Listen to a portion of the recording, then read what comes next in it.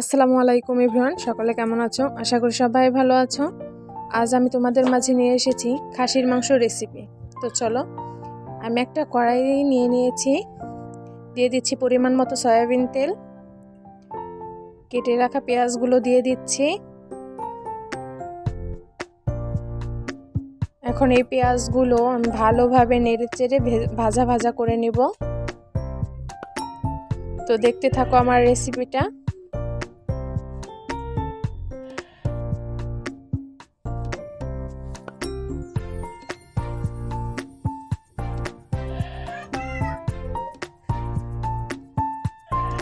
তো দেখো, আমার পেঁয়াজগুলো প্রায় ভাজা হয়ে এসেছে।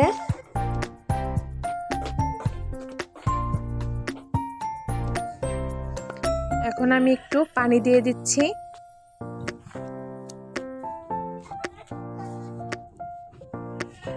যাতে পেঁয়াজগুলো পুড়ে না যায়। এখন আমি একে একে মশলাগুলো দিয়ে দিব। দিয়ে দিচ্ছি পরিমাণ মতো হলুদ গুঁড়ো, দিয়ে দিব মরিচ গুঁড়ো, লবণ দিয়ে দিচ্ছি পরিমাণ মতো।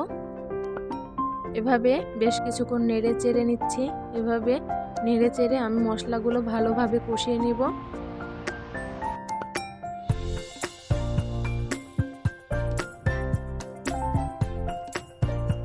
দেখো, আমার মশলাগুলো প্রায় কষানো শেষ হয়ে গেছে, কারণ হচ্ছে মশলার গায়ের যে তেলটা সেটা ছেড়ে দিয়েছে। এখন আমি মাংসটা দিয়ে দিচ্ছি। এভাবে মাংসগুলো আমি মশলার সাথে মাখিয়ে নিচ্ছি। এভাবে আমি এখন কষিয়ে নিচ্ছি।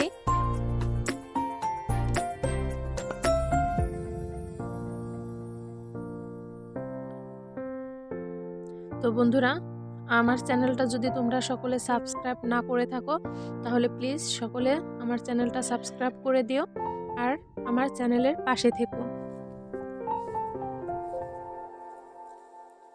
তো এইভাবে আমি কষিয়ে নিচ্ছি। একটু পানি দিয়ে দিলাম।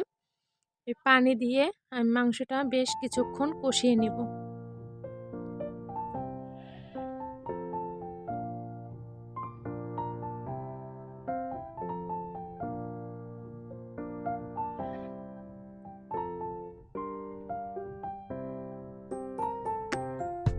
দেখো, আমার মাংস থেকে কত সুন্দর কালার এসে গিয়েছে। এভাবে আমি ভালোভাবে কষে নিব। যেহেতু খাসির মাংস, তো একটু সময় তো লাগবেই। সে যাই হোক, আমি বেশ কিছুক্ষণ কষিয়ে নিচ্ছি।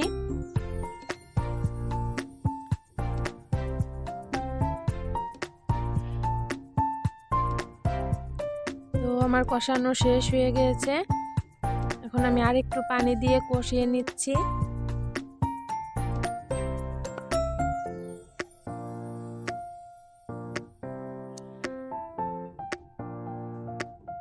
এখন আমি আলু টুকরো করে কেটে রাখা আলুগুলো দিয়ে দিব।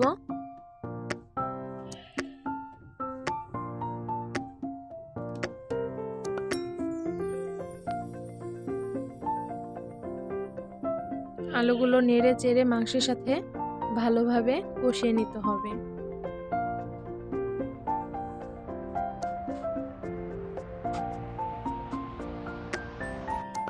এই পর্যায়ে দেখো, মাংসের সাথে আমার আলুগুলো কষানো প্রায় শেষ হয়ে গিয়েছে।